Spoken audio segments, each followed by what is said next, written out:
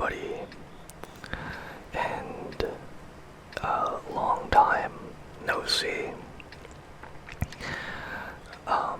I apologize for the long gap in this upload, and I will apologize again proactively, as there will undoubtedly be another long gap in video uploads onto this channel.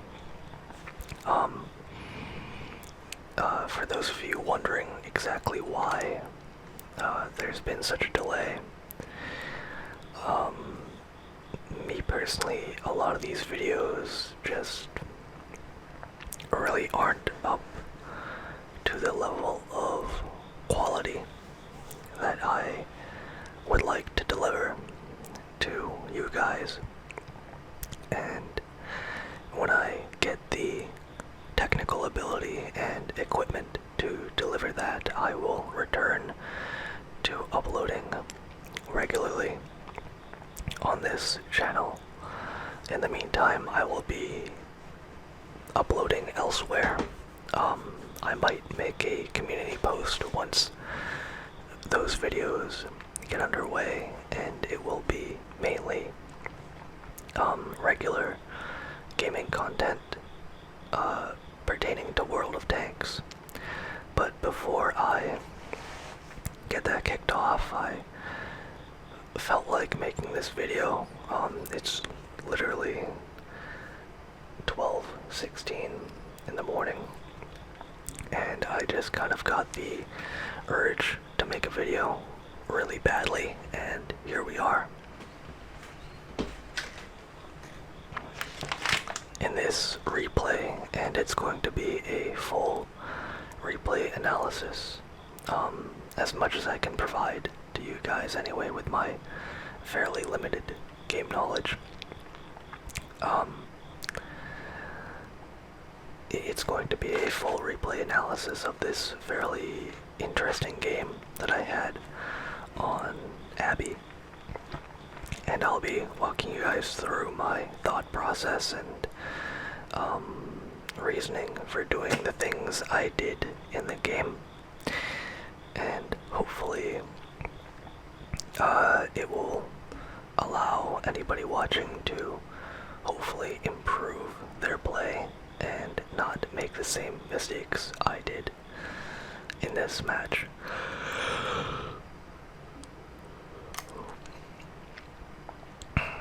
So, in this battle, I am playing in the T-150, a Russian Tier 6 heavy tank. As you can see, I'm currently in the process of 2-marking the tank. And before I continue further, actually no, I'll let it play out. It's pretty boring in the beginning. I'll pause it when it gets technical. Actually no, I'll pause it now. There are a couple replay glitches going on. This clears up the turret placement, but the engine sounds never return.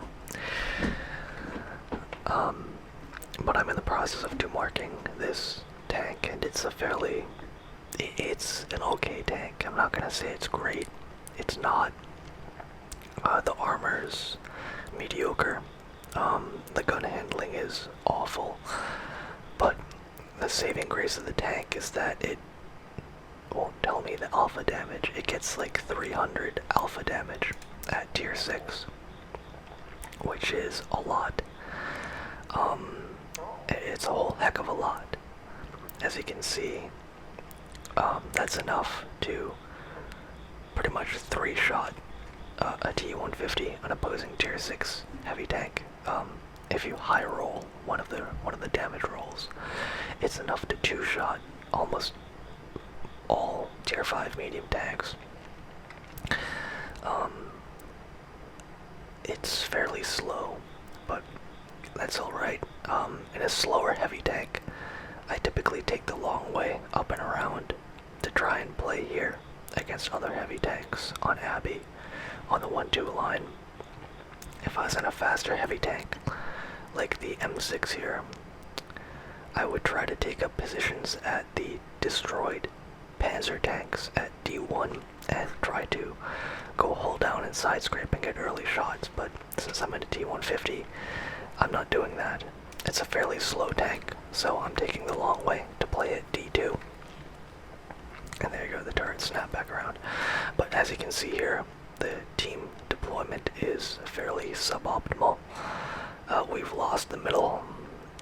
This Cromwell B is getting swarmed by another Cromwell B in a T-52. This T-52 is suicide scouting, which is a bit of an issue, which means we're going to be down a light tank pretty much for the whole game. As you'll see, he'll die fairly shortly, accomplishing nothing. And we've got this entire mass of tanks. Essentially all our medium tanks and TDs are going down the 8 line. That's a play that I see a lot more nowadays. I don't know why, but as you can see, he's saying medium push along the 8 line. And I say here, please actually push the 8 line. If you're making a lemming train push like this, you want to actually play aggressive. You've got the numbers to make anything happen, essentially. Just keep the momentum going and keep going on. And you can see here the T-52 is just being absolutely useless, dying immediately. We've already lost 3 tanks, but here, despite losing 3 tanks already, what we do have is 2 flanks that can be pushed very easily. As you can see, I recognize this, and I ping the map to try and get our few heavy tanks that are over here to make an aggressive play down the 1-2 line to match the aggressive play down the 8 line. The idea being to force the enemy into these 2 areas, their base and the abbey itself. But unfortunately, as you can see here, the push down the 8 line isn't quite as successful as it could be. And with all the pressure that they can exert from the middle, it's not going to go so well. Luckily, these guys are actually pushing quite aggressively, but unfortunately they've lost quite a few people, and even more are just hanging out at like B8, C8, you know, not keeping up. But thankfully, this push is going well. Unfortunately for our M6, he found a KV2. Fortunately for me, I found their artillery. And as you can see here, I chose this position intentionally. I can't rewind the replay, by the way, or it will crash, unfortunately. I just missed a fairly critical detail where, as you can see here, even though this bush is tiny, it does count as camo. So from this position, I am double bushed to the Hummel, and as you'll see in a second, there's an SU-100 in the same line of bushes that I am double bushed behind. Essentially what this double bushing means is that you retain the full camo rating of, in this case, both bushes, by being behind one, at least 15 meters behind one. So you retain the full camo rating of at least one bush, and then I'm at least 15 meters behind the second bush. So even against a Hummel at 252 meters, I remain unspotted after firing.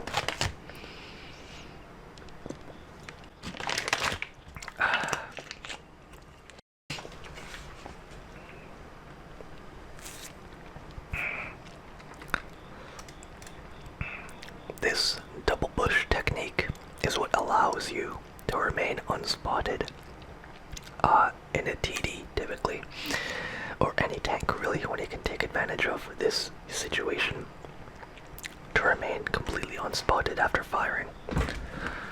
Alternatively, I will show you another technique later in the video to try and remain unspotted after firing your gun. But here you can see I'm waiting to try and get a second shot, a killing shot on the Hummel.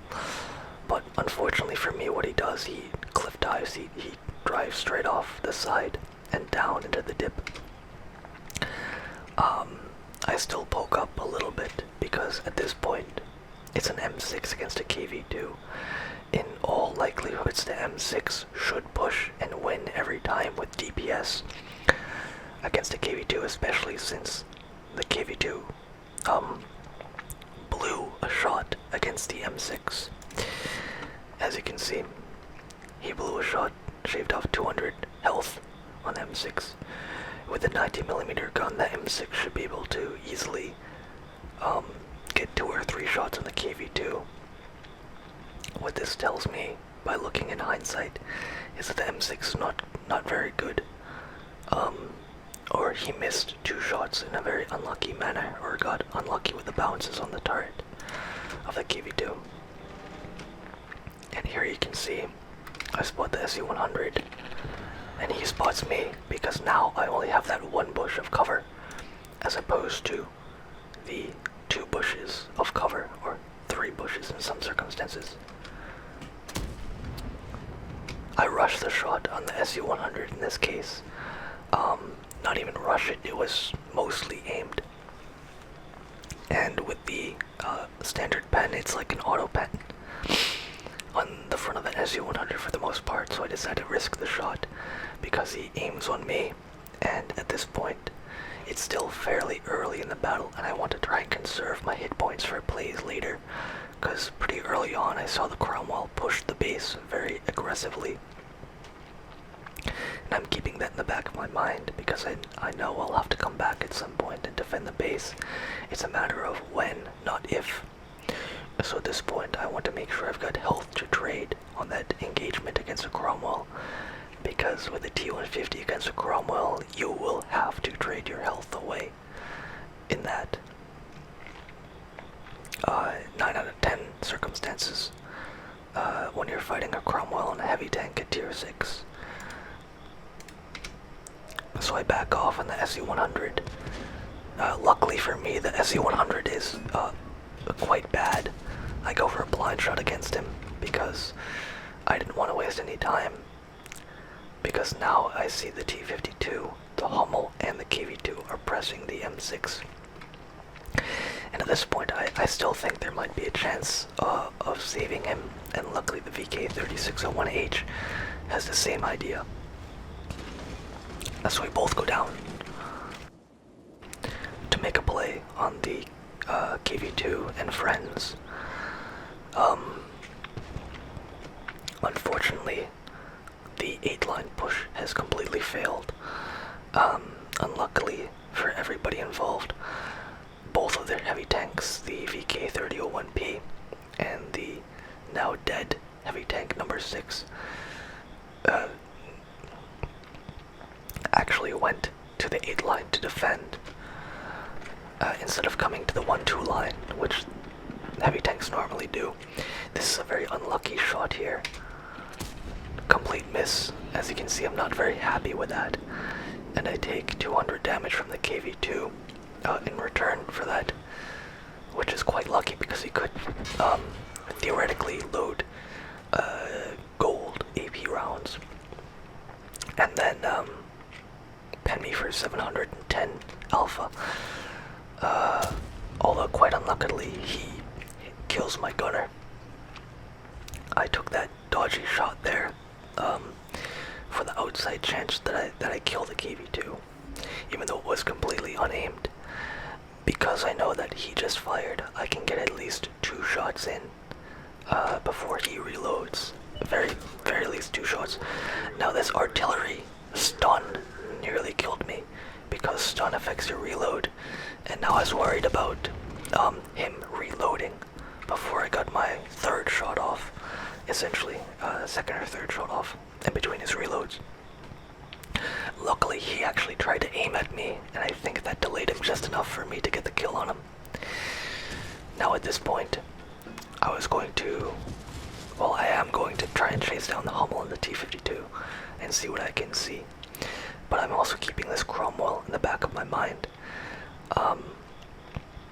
I'm not too worried about him because we have a full health VK holding up the rear, and even though the VK will trade some health, it's not really a bad matchup for him because the VK with 240 alpha will out-trade the Cromwell in this situation 9 out of 10 times. If the Cromwell tries to circle him, he runs into me, so he can't really try and go around the VK. So he's stuck trading, which is a net loss for the Cromwell 9 out of 10 times. So I decided to go for it and try and get a kill on either the Artie or the T-52, both very valuable kills. But I find this SU-100 instead. That shot actually goes in and he bounces off of my front, which is quite nice. As you can see, he hit the direct front, the angled front of my tank, and based on the alpha damage, which was 240, I now know he's not really using the top gun, so I can kind of angle and peek him again without any real consequence, so I do that. And as you can see, even with gold, he doesn't even aim the shot and bounces off the very angled front of my tank twice. So I'm quite happy with that kill. The SU-100 is a bit of a zoo animal, if I'm honest. He was not very good, a bit of a monkey, if I'm honest. Now at this point I'm looking at the map, and what I see is not good. The 8 line has fallen apart, and the Cromwell is unspotted. So most likely he's coming around to H3 to try and find me.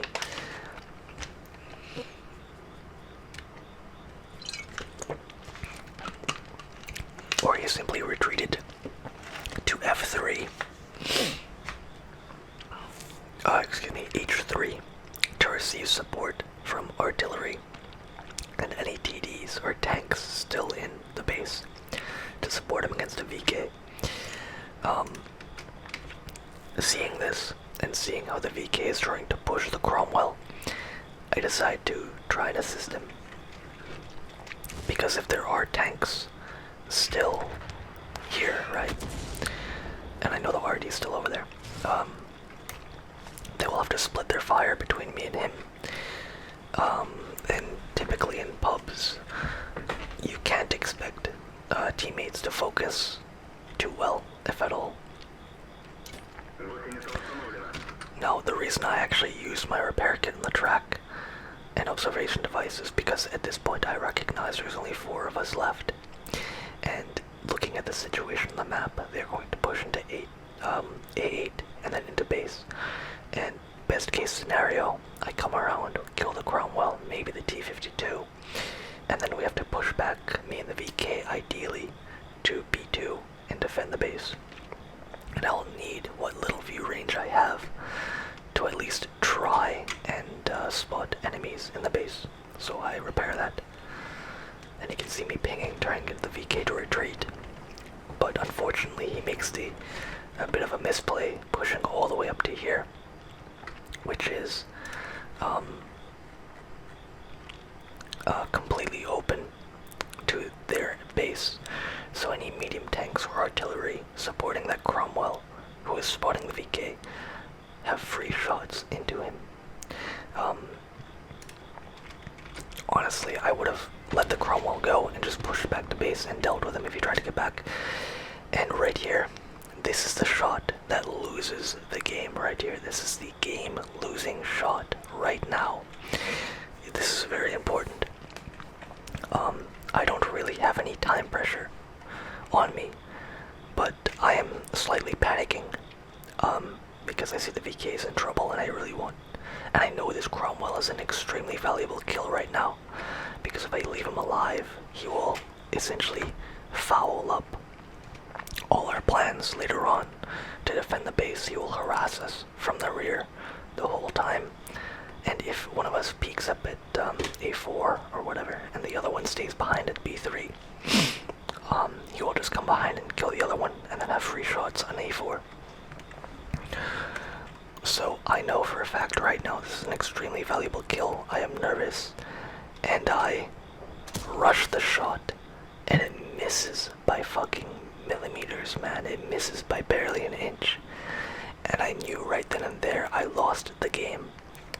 I knew for a fact by missing that shot at that moment, the game was a loss. Because I will never reload in time to stop the Cromwell from going away or circling me. Best case scenario, the Cromwell's dumb enough to try and fight me right now on 33 health. And then I kill him. Actually, best case, I ram him to death before he gets around me. Second best case, he tries to fight me and I kill him. What actually happens is I try to block him, I try to ram him, but I'm just too slow. He gets that 131 damage in and he's gone. And I knew for a fact right there, I just threw the game away by missing that shot, by rushing that shot. And that's the entire purpose of me showing you this match, is to say, don't pressure yourself when there was no pressure. As you could see, there was no reason for me to rush the shot because he had nowhere to go to. He had to go by me to escape, and I could have sat there and aimed all day and killed him and essentially won the game by doing that. As you'll see later on why I say that it would have won the game by killing the Cromwell. It is most definitely true that if that Cromwell died, I could have easily won the match. But unfortunately for me, due to my own issues, my own skill issue, I rush a shot and the Cromwell gets away. Luckily though, the VK actually kills the T-52 because the T-52 was dumb enough to try and fight the VK. And as you can see here, that's exactly what I'm talking about. The artillery can just hammer that position, consequence-free for any tanks there, which is exactly why the Cromwell waited here for anybody to push him, because he would have team support. But that's a minor aside. But now at this point, I see that, you know, the VK, or I saw earlier that the VK and the Boogie had a clear line up the 8 line to the base. So I knew already, you know, we had to go back and defend. And the Cromwell and the T-52 were like minor distractions. Unfortunately, right now I'm not really thinking about the two M4s, but they will come into play later. Luckily, the Type 64 and the SU-100 are able to take care of both of these tanks, the Boogie and the VK-3001P. The VK is a very strong tank, by the way. And here I'm hoping the Cromwell is dumb enough to try and intercept, or somebody's dumb enough to try and come to D2 and intercept us. But unluckily, they're too smart for that. What I'm assuming happened is that the Cromwell regrouped with the M4 and the artillery here, expecting us to try and actually push on their base. But that never happened because both me and the VK recognized going back to base was the more prescient action, especially because now the M4A3 showed up. Not only is going back to base the right action in terms of enemy movements, we are now regrouping with a Type 64, ideally, to then coordinate our movements as a trio, in the best case. But unfortunately, the Type 64 dies. I think he actually got fucking ammo-racked, man, because he was on like mostly full health and just died. But here we go. As you can see here, I play with the transparency off, so foliage will only blink in and out. There's no gradient for the foliage transparency. So as long as I know the foliage is solid, I know that I'm getting the full camo value from the bush. So as you can see here, I'm using the Type 64's dead spotting on the M4A3 to line up my shot. And then I lead, and I try and blind shot him. I don't want to poke forward because I don't want to get spotted here, so I stay behind the bush. But unfortunately that shot against the M4 misses. And now one of us, the VK and the 3601H, has to go and spot him because now he's going to cap out. So me, I am the obvious choice. I've got half health. The VK's a one-shot for almost anything. He's got 89 health. He's a one-shot for anything. So now I have to go, right? And I tell a VK in chat, stay up here and cover me, right? Because he looks like he wants to go and push instead. That can't happen. He needs to support me. Because I need to be out there taking hits and he needs to provide the fire support. Try and stay alive, you know, keep his gun in the game. I make a bit of a risky dive. And you can see me in chat, stay back, you know, to the VK. And to his credit, he does. He tries to support me here. But you'll see why killing Cromwell was such an important kill that I missed out on, and how it loses the game completely. Alright, so now I peek up against M4. Alright, trying to at least spot him for the VK, and I do. So I back off, trying not to take a hit. Now I see the VK missed his shot on the M4, and now I realize I need to push him. I need to kill the M4 now, because we really only had that opportunity of 1 or 2 shots against him. One from him, one from me, because the Cromwell and the M4 are probably coming up the 1-2 line now against us. Which they are, by the way. So now I peek up, I get a lucky shot against the M4, and there he is. The other M4, M4A1FL. The autoloader is pressing the 3601H, and he will kill him. There we go. So thankfully I actually killed the M4A3, or the EZ8, dies. And here's what I mean, if I killed the Cromwell, I would have had, at this point, nearly 300 more health, because Cromwell got one into me after I missed a shot, and now another one into me. So imagine this, I have 668 health, right? And the Cromwell's gone, so it would just be me against an M4A1FL, and then 2 RT, right? That would have been such an easy win. I bounce 1 or 2 off the M4, right? And I just steamroll him with 300 alpha, because he's only on 437 health. That's 2 shots. I need to bounce maybe 1 or 2 shots from him to survive that encounter, and then hunt down artillery. But unfortunately, the Cromwell, he gets another shot into me. So that's like, at this point, 450 health that I should still have. I should still be at like 600, 700 health if that Cromwell died to fight this M4A1. And that would have been such an easy victory, killing the M4A1 and then the 2 artillery. And now you can see here, I'm definitely panicking at this point. I try and get underneath both their guns, and my idea is one of them is going to try and cliff dive me, or both. And at that point I'll be able to get free shots when they try to, and then when they get down, I'll be able to fight them at that point. Like, at this point I'm definitely confused. I'm looking at the M4, but I'm still thinking about the Cromwell. And the way the Cromwell is played, he's definitely the more dangerous threat. So I put my armor against the Cromwell, and I put my turret against the M4, because the M4 is in more of a position to come down and shoot me. Which he does, and as you can see, I wait for him to really commit, and then his gun depression isn't so good with the oscillating turret. So I wait for him to actually come down and not be able to get the gun onto me, to peek out and shoot him like that. And the Cromwell comes down, and I just die. Truly a bit of an unfortunate game, and as you can see, well played to the Cromwell on the enemy team. He played that very well, and if I killed him earlier, this would have been almost a guaranteed win. I say almost because, you know, you can't guarantee something like that, but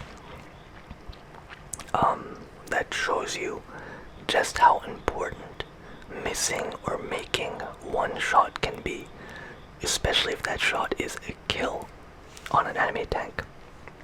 Because removing an enemy tank from the game, that removes any potential that they have for the rest of the match. You know, you may think, oh, he's only on 33 health. How much damage can he really do? on 33 health, a fly landing on the tank would kill it. You saw how much damage he actually did.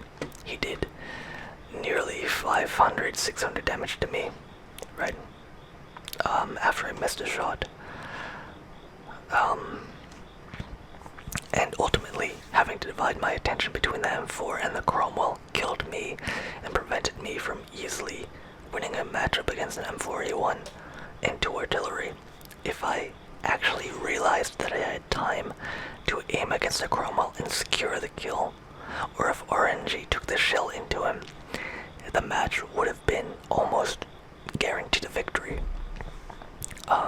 But unfortunately, because I rushed the shot, I missed, and now the game was a loss. So this is a bit of a lesson in realizing that every shot counts, especially if it is a killing shot. If you think, oh, what difference can one shot of damage make? It could make a world of difference, you never know. In this case, it was literally the match, riding on that one shot.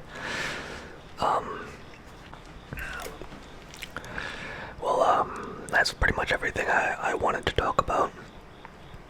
And I appreciate everybody who's still subscribed to my channel. And maybe I'll keep uploading replay analysis videos every once in a while. And then once I get a better camera, better microphone, better audio mixing, I'll upload more traditional ASMR replays or ASMR videos in the future. But again, I want to express my appreciation for every one of you who is still subscribed, still watching my videos, and I want to express my sincere apologies for being gone this long and not delivering the level of quality that I would have liked to deliver to you guys for so long. I wish everybody the best, and hopefully you all have a good night.